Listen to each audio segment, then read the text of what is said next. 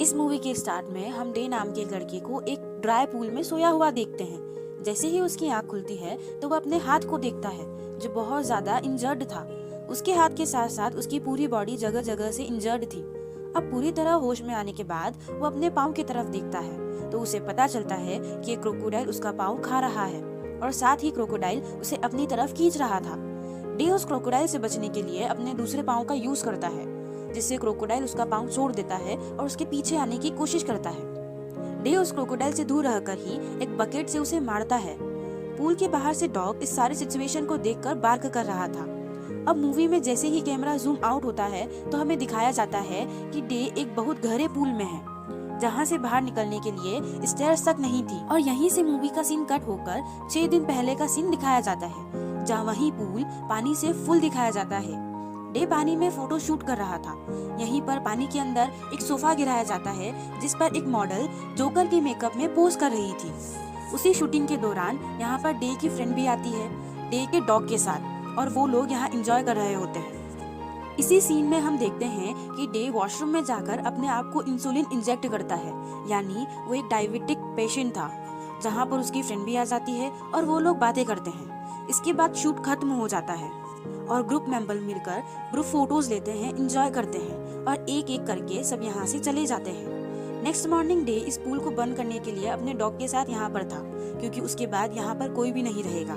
Day का friend यहाँ day से मिलने आता है और वो डे को बताता है कि वो लॉन्ग लीव पर जा रहा है किसी टूर के लिए और जाते हुए वो पूल से पानी निकालने के लिए उसका लेवल नीचे कर देता है और डे के डॉग को ग्रिल से बांधकर वो डे के पास आता है। वो लड़का डे से कहता है कि तुम इस पूल से बाहर आ जाओ क्योंकि कुछ ही देर में इस पूल में वाटर लेवल कम हो जाएगा और यहाँ से निकलना मुश्किल हो जाएगा क्योंकि यहाँ कोई स्टेयर्स भी नहीं है।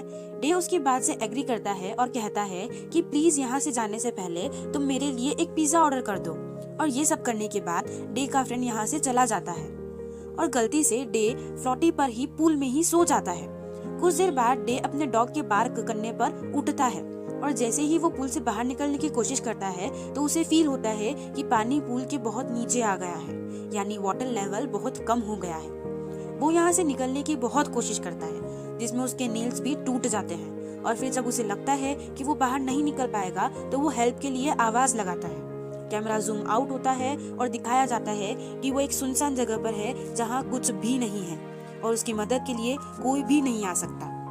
यहीं हम देखते हैं कि डे का फोन पूल के पास ही चार्जिंग पर था और किसी की कॉल आने पर उसका फोन पूल की एज पर आ गया था। पर इससे पहले कि डे वो फोन कैच करता वो चार्जिंग वायर के साथ लटक जाता है।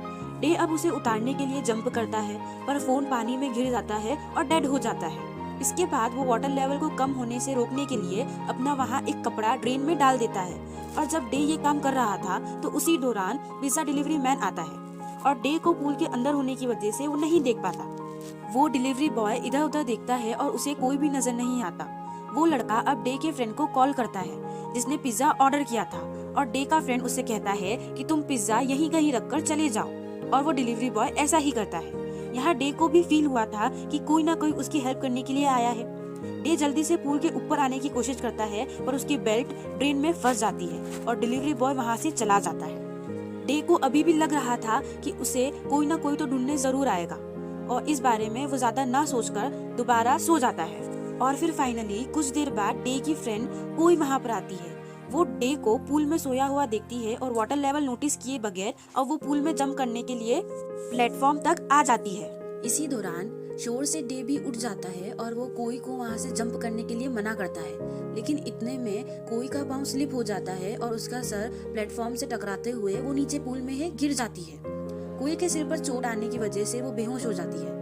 डे जल्दी से कोई को पकड़कर फ्लोटी पर लेटाता है और पुल पर पड़ी रोप से वो उसकी ब्लीडिंग रोकने की कोशिश करता है। अब कुछ ही देर में रात हो जाती है और वाटर लेवल खतरनाक हद तक कम हो जाता है। डे कोई की इंजरी नोटिस करता है और जैसे ही वो उसके सर पर हाथ लगाता है तो उसके हाथ पर एक ब्लड क्लॉट आ जाता है। डे ये सब देखकर बहुत ज्यादा परेशान हो गया था और उसी दौरान डे का डॉग बार्किंग स्टार्ट कर देता है क्योंकि यहाँ एक क्रोकोडाइल मेन एंट्रेंस से उस पूल की तरफ बढ़ रहा था। डे भी क्रोकोडाइल को देख लेता है और वो अपने डॉग से चुप रहने का कहता है, लेकिन इससे पहले कि क्रोकोडाइल डॉग को खाता, क्रोकोडाइल का पाँव स्लिप हो जाता है और वो भी पूल में गिर जाता है। और यहाँ ये सिचुएशन डे के लिए बहुत ज्यादा क्रिटिकल हो गई थी, क्योंकि एक तरफ उसकी इंजर्ड फ्रेंड थी तो दूसरी तरफ एक खाली खतरनाक पुल जिसमें से वो निकल नहीं पा रहे थे, और तीसरा यहाँ पर क्रोकोडाइल आ गया था। और इन सबसे बुरी बात ये थी कि यहाँ दूर दूर तक कोई भी उसकी मदद करने के लिए नहीं आ सकता था, और ना ही अब उनके पास खाना था और ना ही पानी। यहाँ अभी तक वो क्रोकोडाइल डे और उसके फ्रेंड को नहीं देख पाता और रात गुजर जाती है और सुबह तक वो पूल बिल्कुल खाली हो जाता है। डे की फ्रेंड कोई अभी भी बेहोश थी और क्रोकोडाइल पूल की दूसरी तरफ मुंह खोले सो रहा था। डे अब दोबारा कोई को देखता है, उसके सर से बहुत ज्यादा ब्लीडिंग हो रही थी।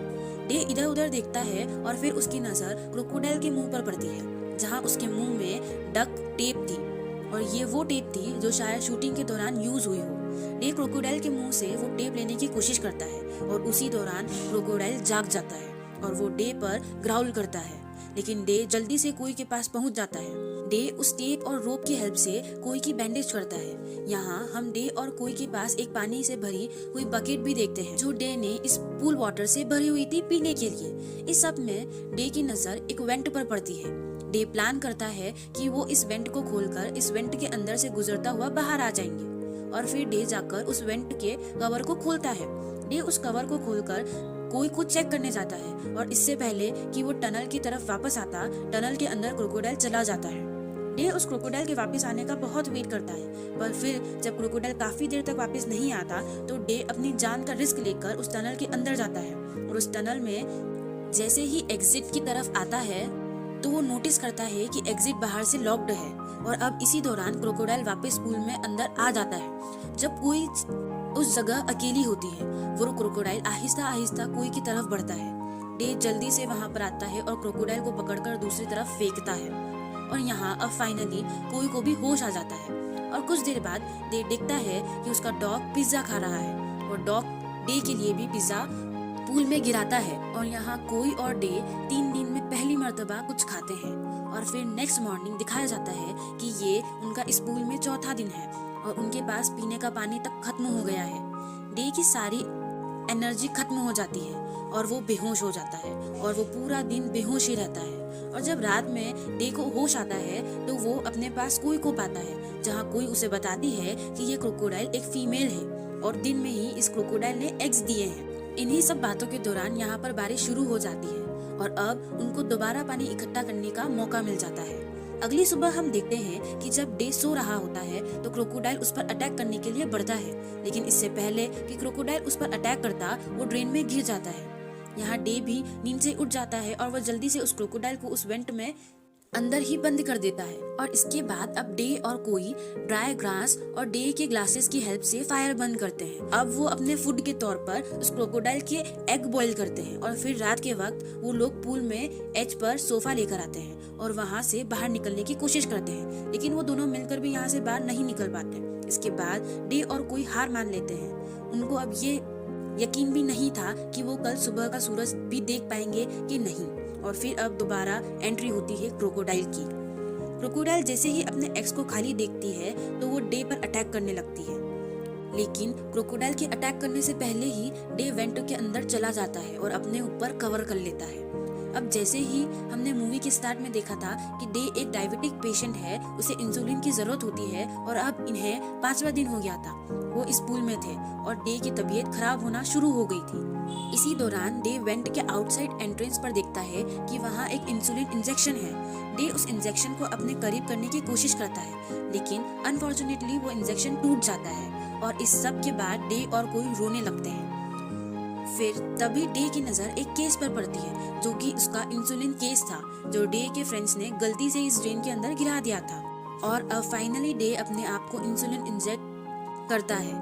कुछ देर बाद वो आसमान से उड़ते हुए एक पैराशूट को नोटिस करते हैं, और अब डे कोई को इस ड्रेन को कवर रखने के लिए कहता है और खुद पूल के अंदर वापस आता है। और वहाँ आकर उसे पता चलता है कि वो कोई पैराशूट नहीं था, बल्कि एक किड्स टॉय है, जहाँ अब डे जोर जोर से हेल्प के लिए चिल्ला रहा था। अब इसी दौरान बहुत तेज तूफान आता है और स्टील वायर टूटकर पूल के अंदर गिरता है, और इससे डे बहुत ज्यादा खुश होता है, क्योंकि ये वायर डे का वजन उठा पा रही थी। हालांकि वो वायर डे का हाथ बहुत ज्यादा इंजर्ड कर देती है, लेकिन वो फिर भी ऊपर चढ़ना नहीं छोड़ता।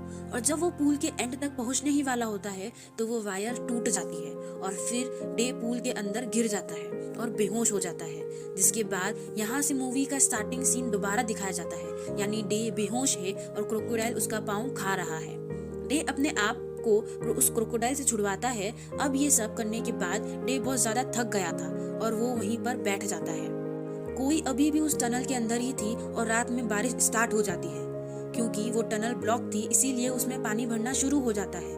कोई डे को बुलाने के लिए एक बैरल बजाती है और ये सुनकर डे दोबारा टनल के अंदर जाता है। इस बार वो टनल के दूसरे साइड पर जाने का डिसाइड करता है, पर ये उसके लिए अच्छा नहीं होता क्योंकि टनल की दूसरी साइड पर भी एक और पूल था जो कि उससे भी ज्यादा गहरा था। अब ये उनका पूल में 7वां दिन था। अब फाइनली यहाँ पर 2 लोग आते हैं। वो लोग उस पूल के पास अपना पैराशूट टॉय देखने आए थे। वो एक लैडर को पूल के अंदर एंटर करते हैं अपना पैराशूट लेने के लिए। क्योंकि क्रोकोडाइल सोफे के अंदर छुपा हुआ था इसीलिए वो उसे नहीं देख पाते। डे को दूसरे पूल में से इन लोगों की आवाज सुनाई देती है और हेल्प के लिए पुकारता है, लेकिन जब तक वो अपने पहले पूल तक पहुंचता वो लोग जा चुके थे। लेकिन अच्छी बात तो ये थी कि लेडर अभी भी वहीं थी और यहाँ दोबारा बारिश शुरू हो जाती है और डे जल्दी से लेडर की तरफ जाता है, लेकिन लेडर तक पहुंचने से पहले क्रोकोडाइल डे पर अटैक कर देता है। और दूसरी तरफ वो टनल जहाँ पर कोई थी वो पूरी तरह पानी से फुल हो गई थी और डे को लगता है कि कोई वहाँ पर मर गई होगी।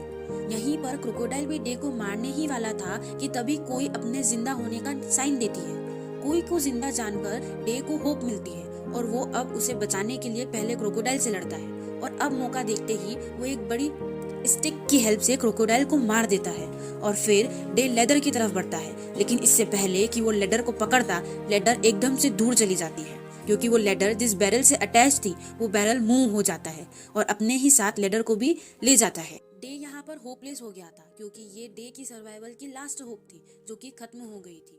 इसी दौरान कोई विस्लिंग करती है और यहाँ पर डॉग कोई की तरफ अट्रैक्ट होता है। डे उस डॉग को जंप करने से मना करता है, लेकिन वो डॉग जंप कर देता है और अब वो डॉग अपनी चेन के साथ उस पूल के अंदर लटक रहा था और वो लटके लटके मर जाता है। डे अब गुस्से में आ गया था और उसे फाइनली अब कोई को किसी न किसी तरह बचाना ही था। वो अपने आप को इनकरेज करता है और फिर पूल में लटके हुए उस मरे हुए डॉग की हेल्प से वो पूल से बाहर आता है और आखिरकार वो 7वें दिन उस पूल से निकल ही आया था। वो जल्दी से उस वेंट की तरफ जाता है जहां अंदर टनल में कोई थी। वो एक पाइप की हेल्प से उस वेंट को खोलने की कोशिश करता है, लेकिन डे इनबैलेंस होकर दोबारा उसी पूल में गिरने वाला था, पर लकीली वो पूल की एज पकड़ लेता है और दोबारा बाहर आ जाता है। वो जल्दी से वेंट में जाता है जहाँ कोई उसे बेहोश